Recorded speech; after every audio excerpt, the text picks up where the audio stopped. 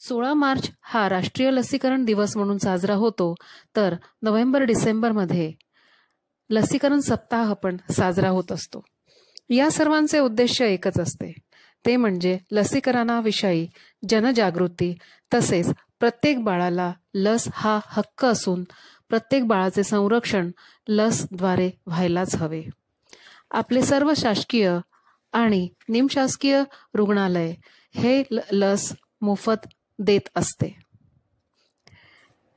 तर जन्मतः बाळाला तोंडावाटे पोलिओ लस दिल्या जाते, BCG इंजेक्शन दिल्या जाते, कावीळब इंजेक्शन दिल्या जाते.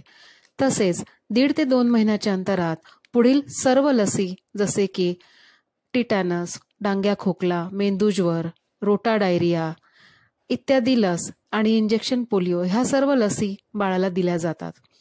9 महिन्यानंतर बाळाला गोवर लस, कावीळ लस, गालफुगीची लस ह्या सर्व लसी दिल्या जातात.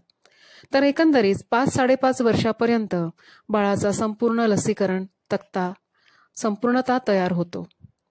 काही लसी जसे की बूस्टर डोस ज्याला आपण म्हणतो, ह्या लसी पुन्हा द्याव्या लागतात वयाच्या 5.5 वर्षाला किंवा मग 10 वर्षाला, जसे की आपण टिटॅनस देतो. मोठ्यांना पण लसी दिल्या जातात, जसे की स्वाईन फ्लू, कोरोना, कॉलरा लस. जेव्हा महामारीची स्थिती उत्पन्न होते तेव्हा मोठ्यांना सुद्धा लसीकरण द्यावे लागते. आणि आता तर मलेरिया, डेंग्यू ही पण लस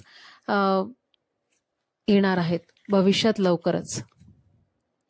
काही देशांमध्ये भ्रमण करण्यासाठी लस देणे सुद्धा खूप बंधनकारक असते, जसे की येलो फीवर, मलेरिया लसी इत्यादी.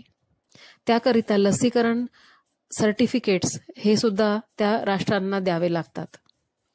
तर मित्रांनो, ह्या सर्व गोष्टींनी आपल्याला एक लक्षात येईल की आयुष्यभर संरक्षण हे लस करत असते. त्यामुळे लसीकरण फार फार महत्वाचे आहे. आपल्याकडील बाळांना, आपल्या शेजारच्या बाळांना, आपल्या ओळखीपाळखीच्या सगळ्या बाळांना लसीकरणसाठी अवश्य न्या आणि त्यांच्या पालकांना लसीकरणासाठी प्रेरित करा. धन्यवाद. नमस्कार, मी डॉक्टर सोनाली.